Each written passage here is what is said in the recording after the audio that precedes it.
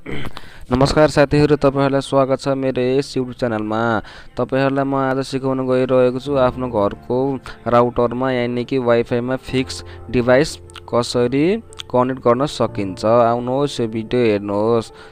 तपाईले आफ्नो मोबाइलमा रहेको गुगल क्रोममा जानुहोस् र त्यहाँनिर तपाईले आफ्नो राउटरको आईपी एड्रेस हाल्नुहोस् र मेरो यस प्रकार रहेको छ। यहाँनिर तपाईको माग्ने छ युजर नेम र पासवर्ड।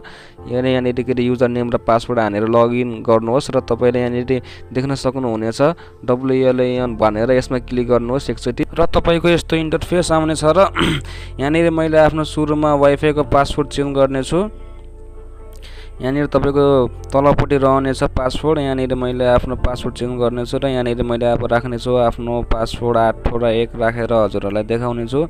र तपाईले यति गरिसकेपछि यहाँनिर 881 राखे मैले आफ्नो पासवर्ड र तपाईले देख्न सक्नुहुन्छ यहाँनिर नम्बर अफ डिभाइस भनेर यहाँनिर 4 रहेको छ र अब यसलाई हटाएर मैले 1 राख्ने छु। अब एउटा मात्र डिभाइसमा यहाँनिर कनेक्ट गर्न चाहन्छु र यहाँनिर मैले एप्लाई गर्दिए र यहाँनिर एप्लाई भइसकेको छ र यहाँनिर अब मैले पासवर्ड हाल्नु पर्ने हुनेछ किनकि मेरो वाइफाई को पासवर्ड चेन्ज भइसकेको छ र यसलाई मैले सिम्पली फरगेट गरेर हाल्ने छु। यहाँनिर मेरो फरगेट भयो। यहाँनिर मैले आफ्नो पासवर्ड रहेको छ मेरो अघि नै राखिएको 881।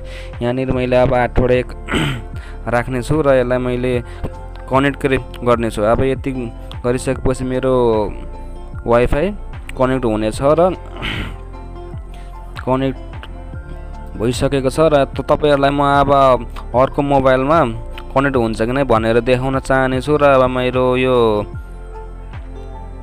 क्यामेराको मार्फतबाट हजुरहरुलाई देखाउने छु।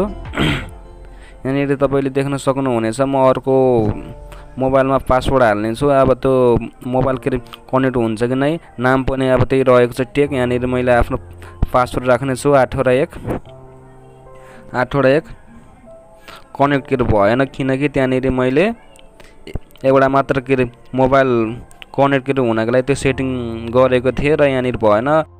र तपाईहरुले यति सेटिङ गरिसकेपछि त तपाईहरुको वाइफाई ह्याक हुनबाट जोगिन्छ र तपाईहरुको वाइफाई को पासवर्डहरु कसैलाई थाहा भएमा पनि उहाँहरुले सजिलै गरी चलाउन सक्नुहुन्न।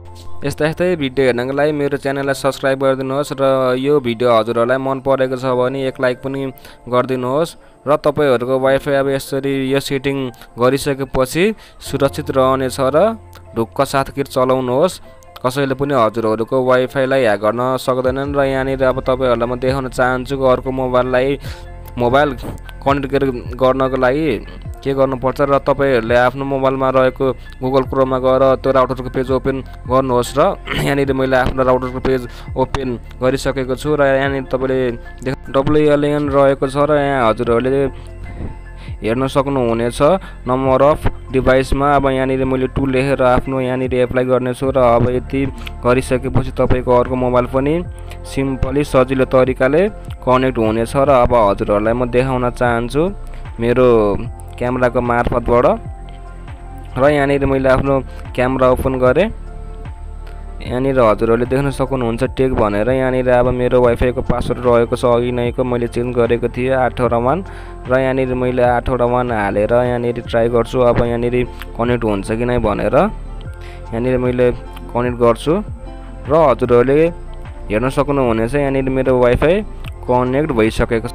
र अब हजुरहरुको वाइफाई हजुरहरुको परमिसन बिना अरु कसैले युज गर्न सक्दैनन् र यति यो सेटिङ गरिसकेपछि हजुरहरुको वाइफाई ह्याक हुनबाट जोगिन्छ। र हजुरहरुलाई अब यो मेरो भिडियो कस्तो लाग्यो सल्लाह सुझाव दिनुहोस् र हजुरहरुलाई अब कुनै पनि राउटरको भिडियो चाहिएको छ भने तर त्यो राउटरको नाम लेखेर कमेन्ट गरिदिनुहोस्। यस्तै भिडियो हेर्नको लागि मेरो च्यानललाई सब्स्क्राइब गरेर मलाई हेल्प गरिदिनु। एक लाइक र एक कमेन्ट पनि गरिदिनुहोस्। हस्त नमस्ते। फेरि अर्को भिडियो लिएर म आउने छु आशा गर्नुहोस्। हस्त नमस्ते।